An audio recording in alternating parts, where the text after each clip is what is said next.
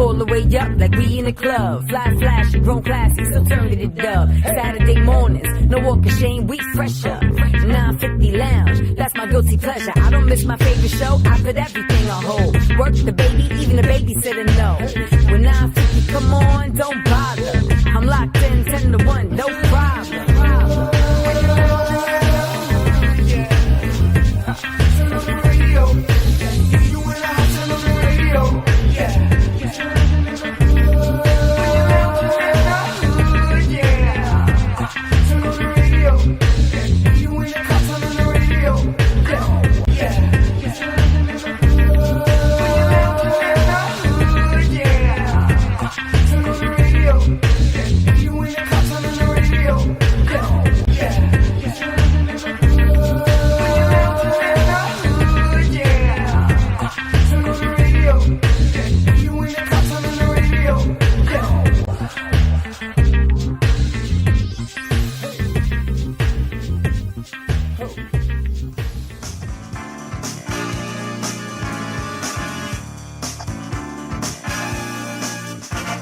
We got a brother here who's radio host himself. He does a lot of things in the interactive phase. He's a guy around. He even knows Sky. Ladies and gentlemen, welcome to Nafi Lounge. Shefik. I think I said that right. There you go. I'm working on it. Good answer. Good answer. I was told I have to use the last name. We just got one name, Shefik, and that name fits. Don't feel Thank you for bad. coming to the show this morning, for having man. me. Yep. Without question. And you do a lot of stuff, man. I mean, you do the web, NBC Universal, the web stuff. You got your own TV stuff. You're doing something you made on Amazon. When do you sleep, bro? I don't sleep. I work constantly. You know, you got to multitask when you do things. That's what it is. You know. But let's talk about this Amazon video series you got coming up. You know, Saida Garrett from Michael Jackson fame, and one of the people you on. Let's talk about that. All right, so my show is called Shefik Presents Invocation. So that's the umbrella project itself. It consists of a radio show. I'm on 20 stations around the country right now. I shoot all the interview segments on video. So the video goes to my distribution partners that I have. So Amazon is a partner, Fubu TV is a partner, other outlets like that. So the videos from the radio show, I've already launched. Some of them are already launched on Amazon. But I'm launching a new series called Spotlight. So Spotlight features people that I've had on the radio show, but I followed throughout the year. Going to the concerts, traveling with them on tours. So it's almost like a mini documentary. You kind of follow. Yeah, it's sort of like a documentary, but it's really behind the scenes, whether they're performing, comedians, things like that. So actually, legendary Ladies of the Sky, who actually I've traveled with them and done a couple shows with them. So they're actually going to be in part of that series. I've had former Vice President Al Gore. That must have been interesting. Be there. Yeah, he has a new movie that he has out right now about the environment. So he's going to talk about that. I've had the Manhattans. I've traveled with them to Texas and Atlantic City, a couple places like that. Tita Puente Jr. is also going to be there. Melba Moore and Saida Garrett. She's the first video that's launching. So she's a two-time Oscar nominee, Grammy Award winner, co-wrote Man in the Mirror for Michael Jackson. A ton of artists that she's worked with. So I was with her recently at Madison Square Garden, where she performed the national anthem. And we were there as part of autism awareness.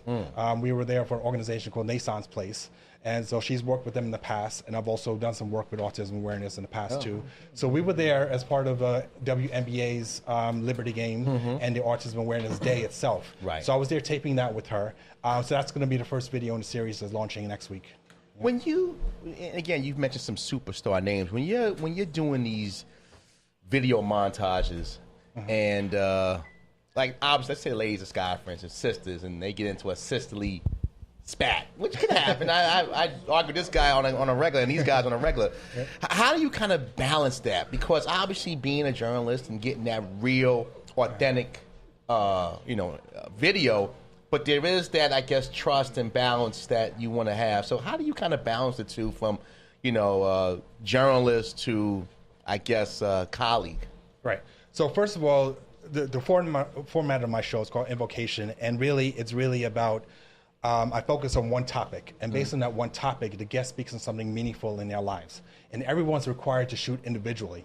So even though I may have everyone in the same group in the same episode, everyone's required to shoot individually because I want to find out what that individual has and how they define the topic. So when you listen to the entire show, it's all pre-taped, an hour show. Once you listen to it, you get a good idea of what that topic is, a variety of people. And they all have different viewpoints. So going back to what you're asking, it's really about focus on what the individual wants to say first. Right. And then when I piece it together, it's really about that collective knowledge that we gain from it. Now, you're no stranger to the digital new media. You've done some web development stuff, NBC Universal, MTV, and a lot of other places. Talk about that dynamic now, because obviously we grew up, most people here, we grew up with TV being the main medium. It's not anymore. It's not these little phones you walk around with, and it's really controlling. I know, like the Ball family, LeVar Ball, they got a big deal from Facebook. It's a new TV show just set for Facebook. You've been kind of pioneer on both sides. Where do you see the industry going? Because even though it's been around for a couple years, it still hasn't reached its zenith. Right. So I'm basically celebrating actually 20 years in the entertainment industry and technology.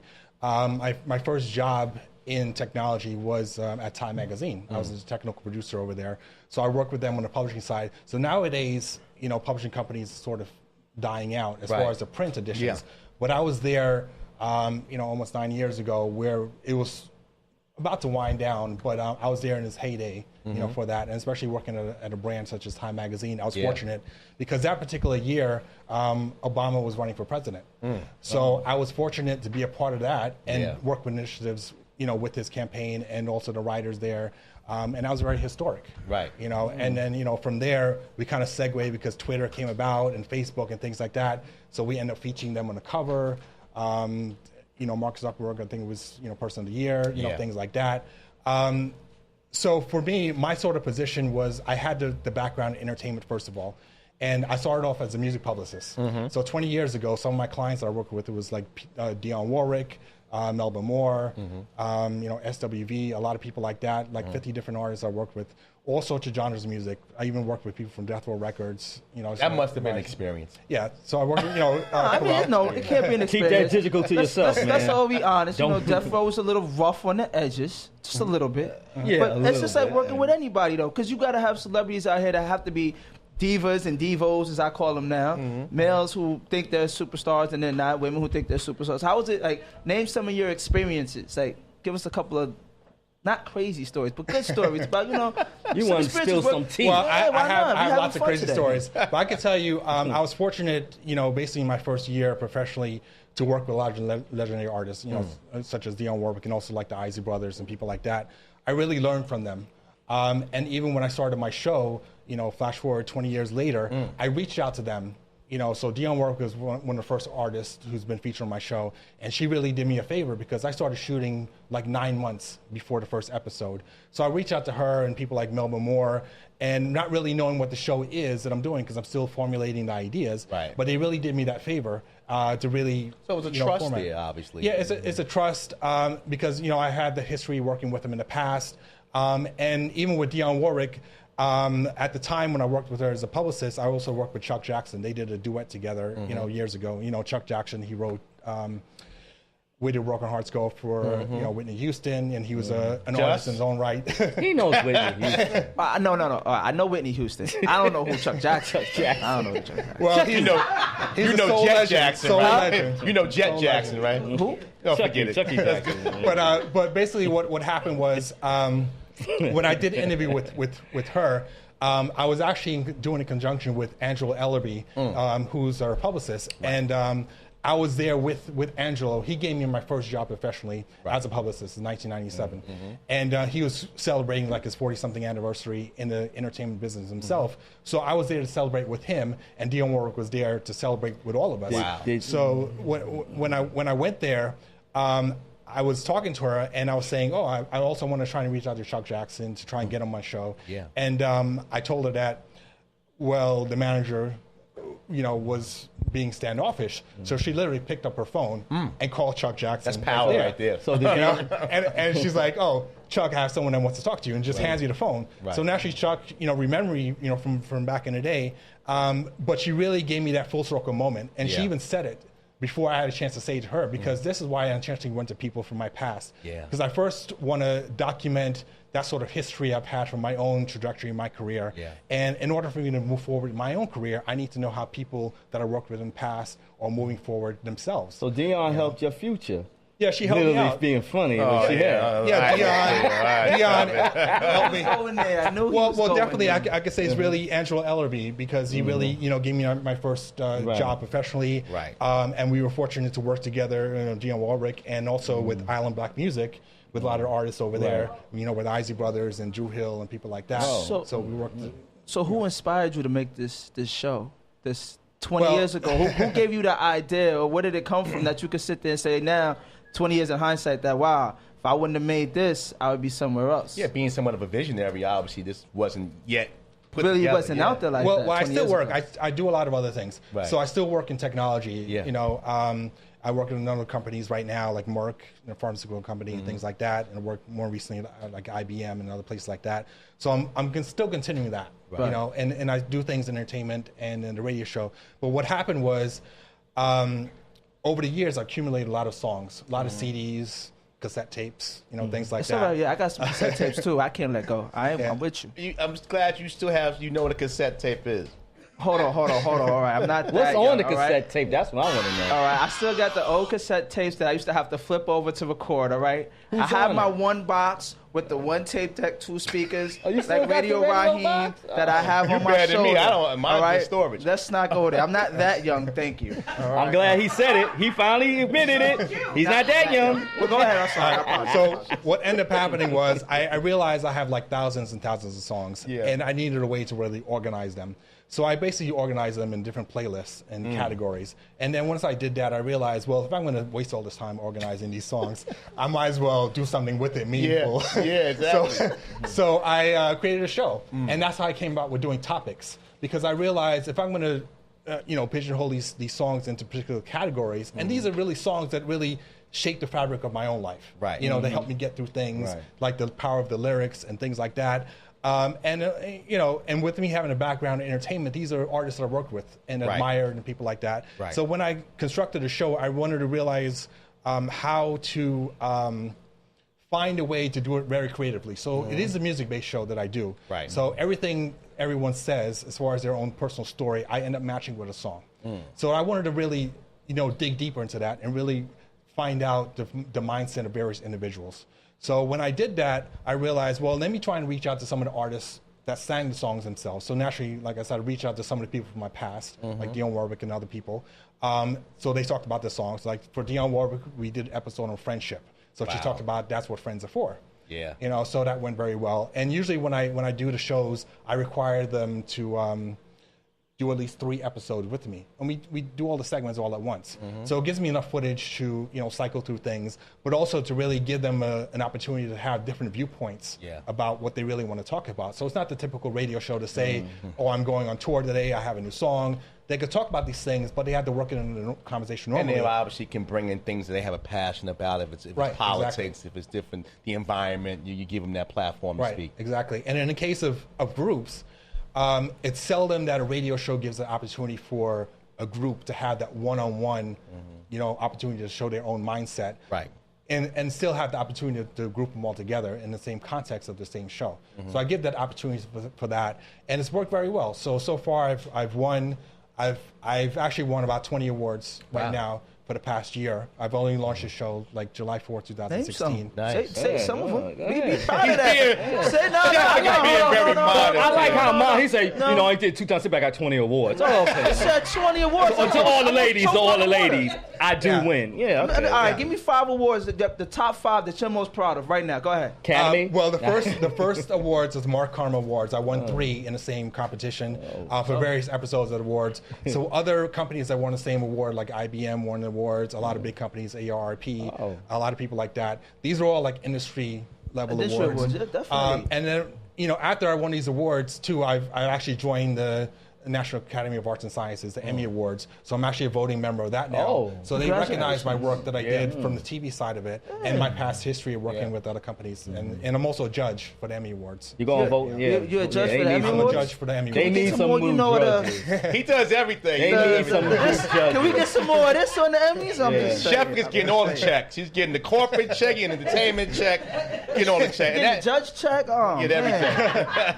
everything. Don't mean to brag. Don't mean to brag. Go ahead. We need more of this, though. We need more people to know that our people can do these things, and we are people that are sound mind and body to, actually be in these groups and not be scared to be in these groups, because we have that idea that it's all supposed to be of another situation or another color. Yeah, if I can say it definitely. like that. And it's really, I encourage people to try and apply. It's really, you have to go through a process of showing your credentials, showing your portfolio. Right. But there are multiple tiers. You could actually be a voting member and a non-voting member. So people who are just starting out or people who have an interest in the industry could be a non-voting member, associate membership. Right. And you still have access to the resources and network that you provide, and you actually could attend the Emmy Awards. It's coming up September 17th. Right. So I'm not actually going.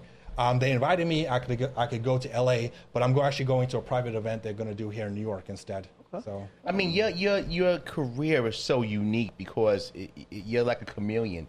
You can put the shirt and tie on and do the 9 to 5, but done with the technology aspect, and you still have the entertainment stuff from 5 to midnight, and then obviously you got other things. So I mean, you're a true inspiration and true renaissance man, because there's no fall to your style. You have so many different things that you've got so much experience and credentials on. So I think it's from what you said, just kind of piggyback off that. It is a true inspiration, because it's not the normal. People kind of carve themselves in one niche and just keep digging. You have a lot of holes. Well, let me just touch on that. I do a lot of things, but they all make sense together. And they all find that funny, obviously. no, Because they know what it is. So a bit of history here. It's like when I started as a publicist in the music business, I had to have a lot of ups and downs, especially when you're working on your own or working for another company. With artists, sometimes they get in fights with the label. So back in the day, labels would put out a lot of artists at the same time within like the same week. Yep. And whoever hits first on the radio gets the budget. Survivor. And then whoever doesn't get the budget needs to fend for themselves, whether they hire someone like me to be like their supplemental publicist. But then what ends up happening, let's say if I help that artist become big, then all of a sudden the major labels comes and steps in and takes the credit. Because they're like, oh, well, we did this for that. But however, there's many times where projects end up failing for whatever reason. Right. Like I said, sometimes the artist is in conflict with the label or it wasn't good timing. So what ends up happening was, this is the late 90s, so the internet became more prevalent as a media source. Right. So I sort of kind of segue into diversifying my services. And so I started doing web development. So I'm self-taught, with all that. I went to college for TV broadcasting, but I'm self-taught in internet because there was no degree for that. Exactly. It wasn't. It was coming up. It was just started. Analog, there was computer sciences and things like that, but there was no internet, what it is today. Right. So when I started doing these services for the internet, I started doing my own website.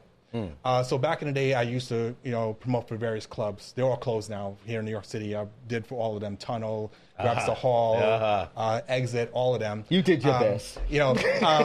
So I kind of segued into doing that because I had like a very popular, mailing list. So I started getting more clients where I started, doing castings, like extras casting. So one of the movies I worked on was Anger Management with Adam Sandler. Yes. So there was a scene. There's a scene where they need to fill Yankee Stadium. So naturally, with me having a very large club list, and these are people who always want to be on camera because they all want to dress up and go to clubs and all that kind of stuff. So I had a very large following for that. So they all showed up, a lot of them, and then I did a conjunction with other companies.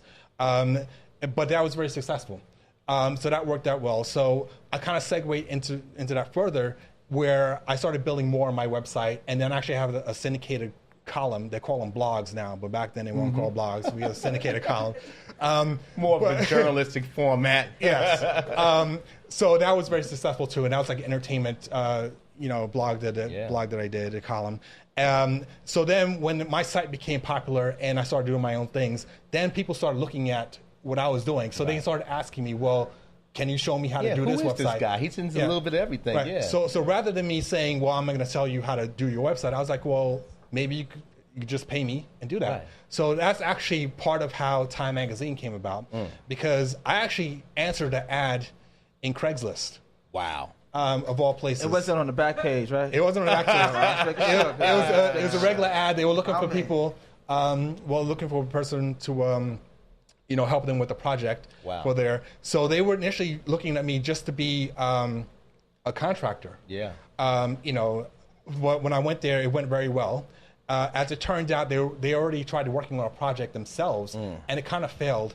Where and this happens, a lot too, through research and development, where projects fail, through trial and error. So they worked on something, but as it turns out, I was already doing similar programming to what they wanted, and it was just me doing it. Yeah. So they had an entire team of people that failed at it, and they spent hundreds of thousands of dollars, and I was already doing it by myself. Yeah. My own small clients.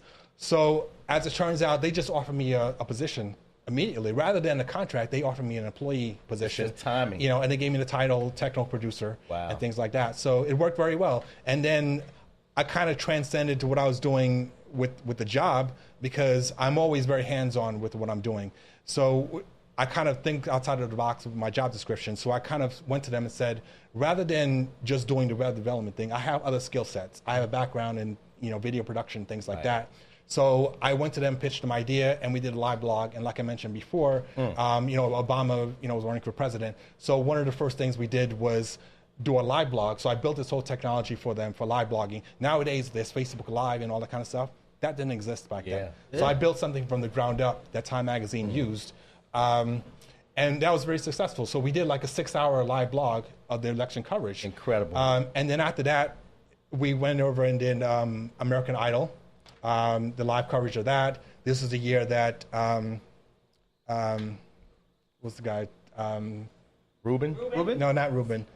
No, Chris Allen. Oh, Holland. Oh. Yeah, I'm not a fan.